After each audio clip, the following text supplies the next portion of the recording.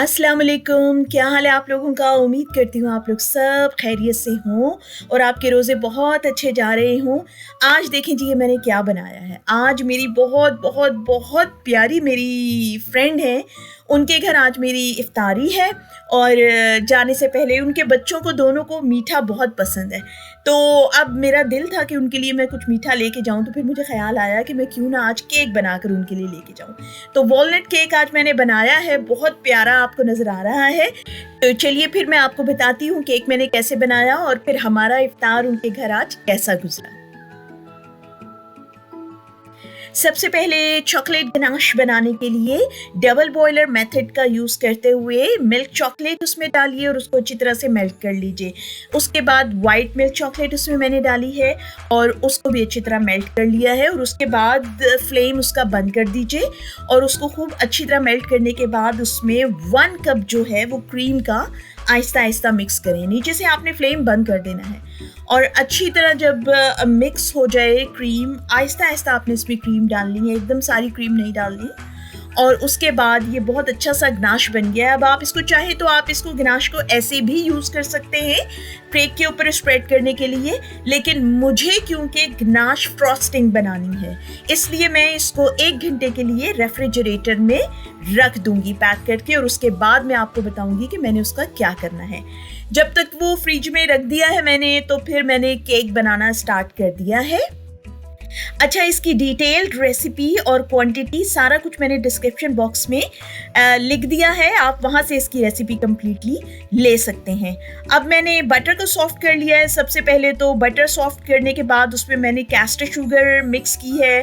Castor sugar उसके अंदर mix अच्छी तरह करने के बाद मैंने आहिस्ता-आहिस्ता उसमें एग्स मिक्स करने शुरू की हैं। आपने इसमें ऐसे इसको मिक्स करना है कि ये अच्छी तरह स्मूथ और फ्लफ़ी हो जाए और बिल्कुल वाइट सा कलर इसका आ जाए। अंडे आपने इसमें आहिस्ता-आहिस्ता मिक्स करने हैं, एकदम से सारे अंडे इसमें आपने डाल के मिक्स नहीं करने। अब देखिए इसकी शक्ल चेंज हो रही है, ये स्मूथ हो गया है, बिल्कुल फ्लफ़ी हो गया है। उस वक़्त आपने इसमें फ्लावर मिक्स कर देना है और ऑल पर्पस फ्लावर इसमें आपने मिक्स करना है, मैदा भी आप उसे कहते हैं, वो इसमें आपने मिक्स करना है, छान लेना है अच्छी तरह, ताकि बिल्कुल भी कोई लम्प्स उसमें ना बने। अब उसके बाद इसमें आपने बेकिंग सोडा डाल देना है और फिर उसको मिक्स कर लीजिए अच्छी तरह से।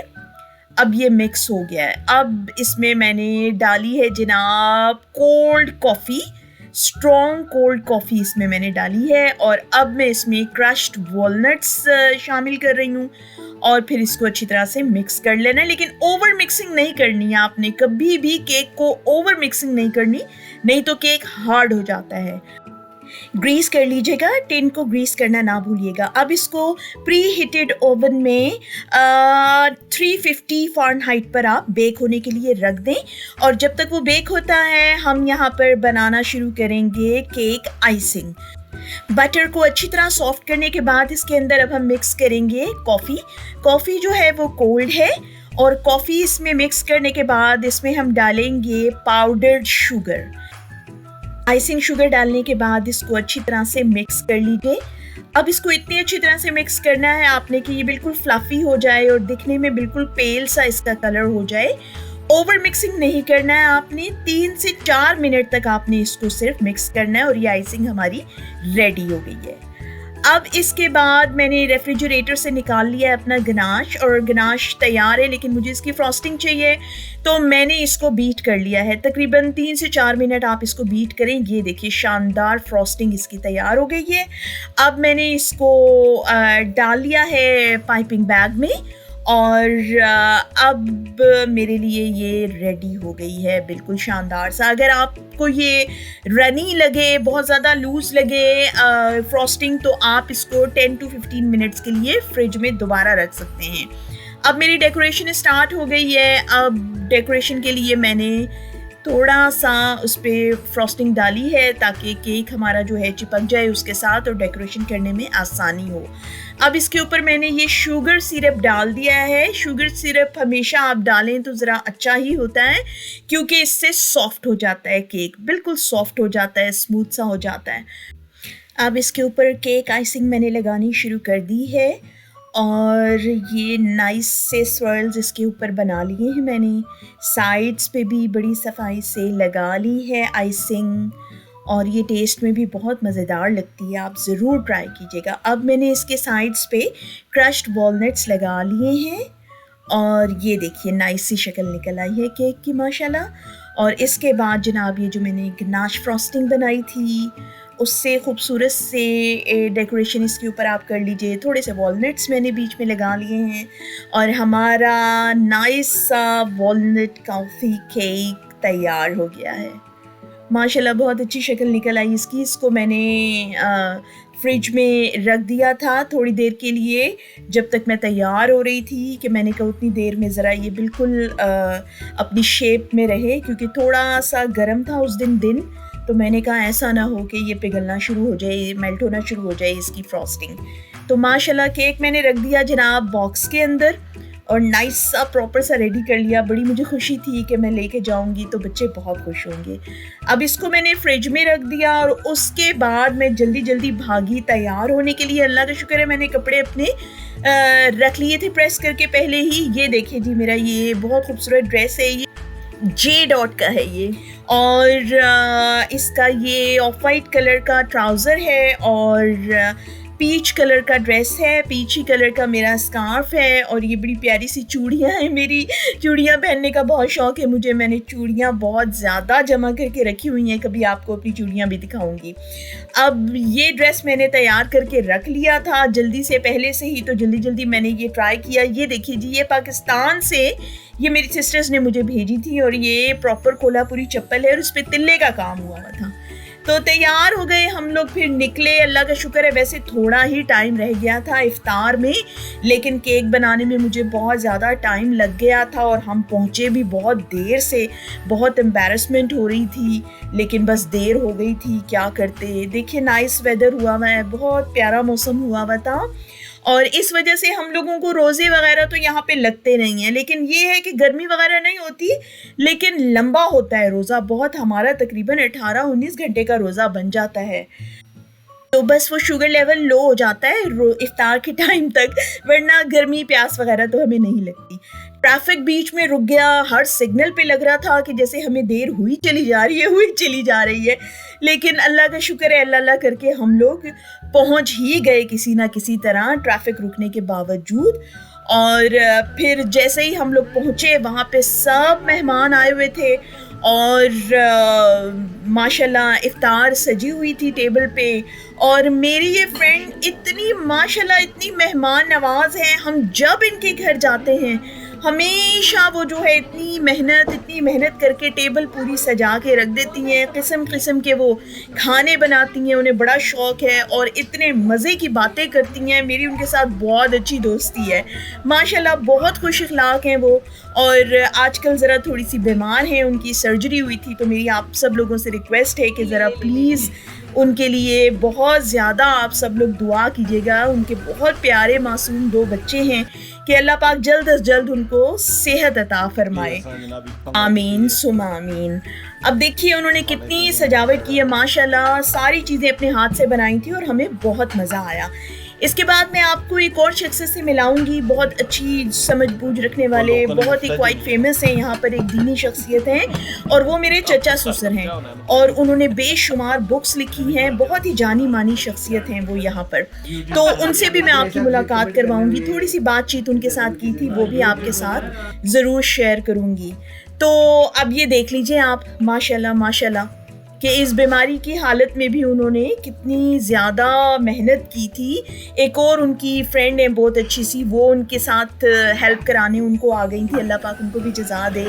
और वो देखिए उन्होंने फटाफट बर्तन शर्तन धोए, सारा उनके साथ काम करवाया, और फिर उसके बाद हम लोगों ने नमाज़ पढ़ी। नमाज़ पढ़ने के बाद फिर मैं अपने चचा ससुर के साथ बैठी, और फिर उनके साथ जो बातें की वो आपके आगे पेश खिदमत है। जी उसी के मुकाम में क़यामत के दिन उठाई जाएगी। बिल्कुल। अच्छा। उसके बाद वो आपस में इकट्ठे रहते या नहीं रहते, या जरूरी नहीं कि दोनों मियां बीवी रहते हैं। अच्छा। तो हजरत उम्मे सलमा ने पूछा कि या रसूल अल्लाह, जी। एक औरत को कभी एक जगह से तलाक होती है, कभी दूसरे से, कभी बेवा होती है, 2 दफ़ा भी होती है, जी। तो एक औरत के एक से ज़्यादा खामद होते हैं तो उसका क्या बनेगा। अच्छा, तो आपने फरमाया कि वो जो ऐसे खामद को पसंद करेगी कि जो सबसे ज़्यादा अखलाक वाला होगा, हाँ जी, बिल्कुल तो ये उसको इख्तियार होगा। बिल्कुल। औरत को हाँ जी। शुक्र है कोई हमारे लिए भी कोई इख्तियार है। आज तो मर्दों के लिए भी नहीं सूरत बकरा में अल्लाह ताला ने कहा है कि गलमान सुने हैं ना तफसीर ਦੇ ਵਿੱਚ ਕਿ ਔਰਤਾਂ ਨੂੰ ਉਹਨਾਂ ਹੀ ਜਿਸ ਤਰ੍ਹਾਂ ਕਿ ਮਰਦਾਂ ਨੂੰ ਹੁਰਾ ਮਿਲਣਗੀਆਂ ਤੇ ਔਰਤਾਂ ਨੂੰ ਗਲਮਾਨ ਮਿਲਣਗੇ ਗਲਮਾਨ ਅੱਜ ਗਲਮਾਨ। तो चाची जी, अब कुछ रमजान के हवाले से कोई अच्छी सी बात बताइए आप, जो दिल को लगे, बहुत अच्छी सी कोई बात बताइए रमजान के हवाले रमज़ान के हवाले से मुझे हो गई 26 साल बताते हैं। से। नहीं, मेरे व्यूअर्स तो पहली दफा देख सुनेंगे ना आपको। अय्युहल्लज़ीना आमनू कुतिबा अलैकुमुस्सियाम कमा कुतिबा अलल्लज़ीना मिन क़ब्लिकुम लअल्लकुम तत्तक़ून। ऐ ईमान वालों, तुम पर रोज़े फ़र्ज़ किए गए उसी तरह, बिल्कुल उसी तरह जिस तरह पहले लोगों पे फ़र्ज़ थे। बेशक जी, और ये फ़र्ज़ क्यों किए गए, ताकि तुम्हारे अंदर तकवा पैदा हो जाए। बेशक मैंने ये तकवा जो है ना, इसके ऊपर मैं सारी ज़िंदगी सोचता आया हूँ, पढ़ता आया हूँ। जी, आपने मेरी लाइब्रेरी तो देखी। बिल्कुल जी, माशाल्लाह बहुत बड़ी लाइब्रेरी है आपके पास तो जी। तो तकवा असल में ना किसी दाढ़ी का, ना लिबास का नाम नहीं है, जी ख़ानदान का नाम नहीं है। जी, तकवा है ज़िंदगी के तमाम मामलात में इंसाफ का। बेशक बेशक, कितनी अच्छी बात है। पूरी जिंदगी यहाँ गुजार के क्या खोया क्या पाया, कैसा लगता है आपको? देखें, इंसान की पता है क्या मिसाल है, जी, हर दरख्त जो है वो हर जगह नहीं उगता। अच्छा जी, बिल्कुल इंसान का एक माहौल है, तो ये अल्लाह ताला ने फैसला किया होता है कि मैंने किस शख्स को किस माहौल में परवान चढ़ाना है, बिल्कुल ताकि उसकी सलाहियतें जो हैं वो आ सकें, वो इस्तेमाल कर सकें। मैं अगर पाकिस्तान में होता तो मैं ये 12 किताबें नहीं लिख सकता। बिल्कुल यहाँ मुझे सहूलतें मैसर आई हैं। जी, फिर मेरी बेटी जो है वो इतनी तहीन है, माशाल्लाह। तो उसने कैम्ब्रिज यूनिवर्सिटी से जो PhD किया है, जी जी जी जी, 2 किताबों की राइटर है। बिल्कुल माशाल्लाह। पाकिस्तान में रहती नहीं, इसलिए ये अल्लाह ताला ने हर शख्स का नसीब लिखा है, सोर्सेज बनाए हैं, किसने कहाँ जाके पनपना है, अपना है। ग्रो करना है। और दूसरा बिल्कुल ये है जी, कि नबी अलैहिस्सलाम ने फरमाया कि इंसान की जहां मौत लिखी है, जी उसका रिस्क अल्लाह ताला से निकाल देता है। बिल्कुल। अच्छा, जो हाईलाइट थी ना इस इफ्तार की, वो थे हमारे भाई।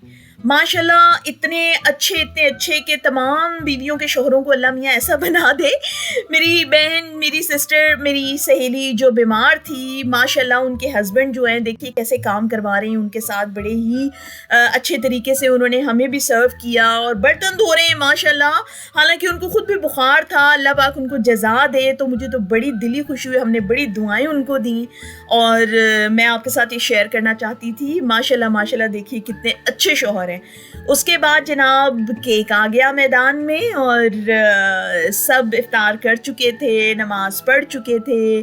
फिर हमने खूब बैठ के गप्पे शप्पे लगाई और हमारे लिए पता है, बाहर के मुल्कों में हमारे लिए ये बड़ा ही प्रेशियस टाइम होता है कि कभी कभी हम लोग, बहुत मसरूफियत यहाँ पे होती है, बहुत कम टाइम मिलता है कि ऐसे कोई इवेंट्स आएँ, कोई ऐसे इस्लामिक ओकेजन्स आएँ जिन पर हम सब इकट्ठे होके बैठ के गपशप कर सकें, बातशात कर सकें। ये खिज़र को जनाब केक खिला रहे हैं। पहले उसने हल्का सा चख के देखा और उसके बाद उसने फटाफट मुंह में सारा डाल लिया और माशाल्लाह बड़ा खुश हुआ, उसको बड़ा पसंद आया। सब ने फिर बाद में केक खाया, सबको बहुत पसंद आया। मेरी मेहनत जो है वो रायगाह नहीं गई।